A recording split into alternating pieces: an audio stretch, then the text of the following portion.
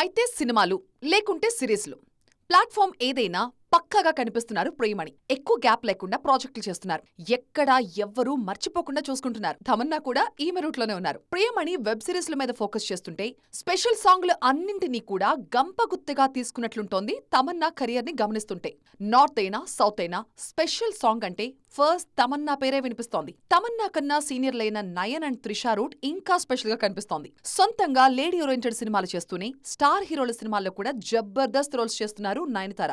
2026లో చిరుతో మన శంకర వరప్రసాద్ గారు, బాలయ్యతో Gopichand Malineni సినిమాలున్నాయి. Other languages సినిమాల లిస్ట్ కూడా భారీగానే ఉంది. సేమ్ ఇలాంటి సినారియోనే కనిపిస్తోంది త్రిష కెరియర్లో. ఆల్రెడీ జోడీ కట్టిన హీరోతో మళ్లీ జోడీ కడుతున్నారు త్రిష. తెలుగులో చిరుతో విశ్వంభర, తమిళ్లో సూర్యతో సినిమా అంటూ దూసుకుపోతూ యంగ్ హీరోయిన్లకి యమా పోటీనిస్తున్నారు ఈ చెన్నై సుందరి. వీళ్లంత స్పీడ్ లేకపోయినా మలయాళ నాయిక మంజు వారియర్ హంగామా కూడా హోరుగానే కనిపిస్తోంది.